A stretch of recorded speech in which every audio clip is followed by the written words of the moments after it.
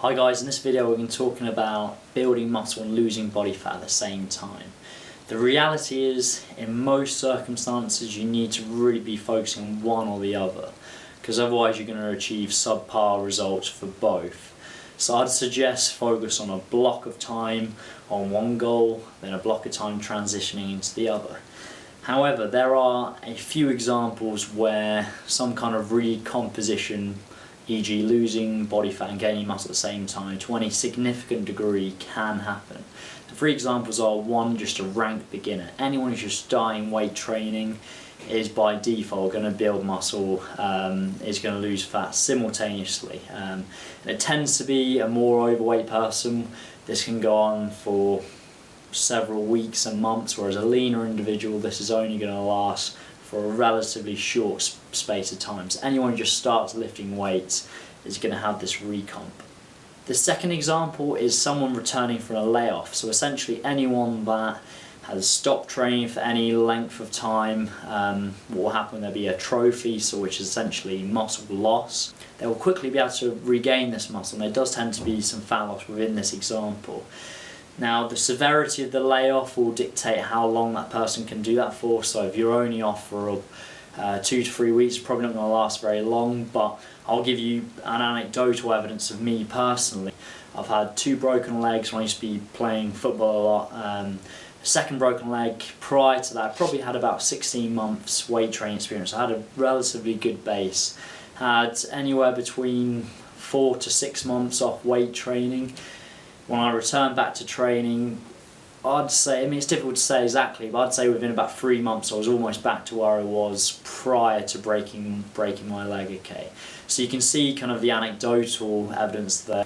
Third example, obviously if you're on drugs, anabolic steroids, there's going to be certainly some significant improvements in body composition, obviously depending on what you're taking. I'm not an expert in this field, so I can't really give you any more advice on that, but that'd be the 3 examples. So therefore, how does this apply to you? So the suggestion I said at the start, really need to be focused on one goal at a time. This is very important, so whether it's fat loss or muscle growth. Now there's certain ballpark body fat percentages to kind of help with your decision making. For example, I know Layton McDonald, and I'd probably agree with this, anyone who's over kind of 15-16% body fat for males and any around 23% or above for females should probably consider going into a dieting phase first.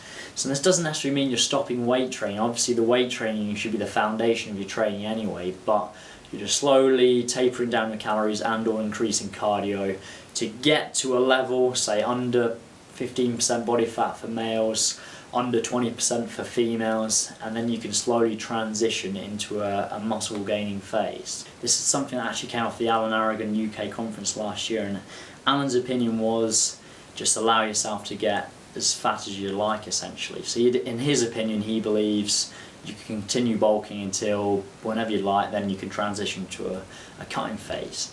And I'd almost look at it slightly different for this. I can see this being a very good way to look at maybe a very advanced trainee who is very in tune with their body, understands exactly what they're doing. However, in my opinion, for a beginner intermediate who doesn't really know what they're doing, it can be a little bit dangerous, almost going too high on the body fat level, just because they're not experienced in terms of transitioning into a dieting phase, etc.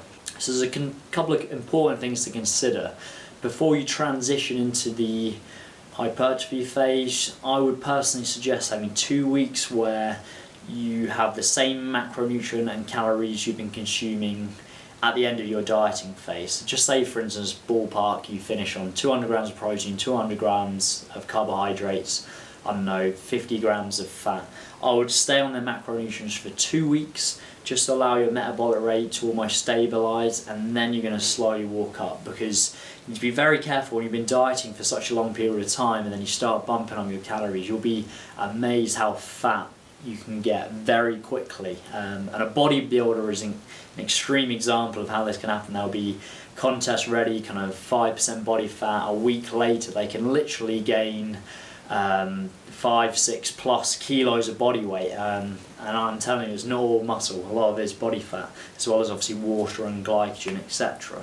So I hope you found this useful in terms of deciding what goals you're going to go for. So I'd suggest, again, if you're anything above kind of 16% body fat for a male, I probably would suggest a cutting phase first, bring it back to anywhere 15-14, ideally get closer to 10% body fat.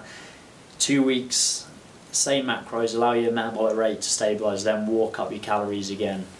Female, if you're over 23% body fat, I'd suggest dieting down to around 20% or even lower if you can, and then slowly walk up again, okay? So I hope you found this useful. Please click the like button if you found it useful. Click subscribe if you haven't already, because I've got lots more videos coming. Have a good day. Thank you very much.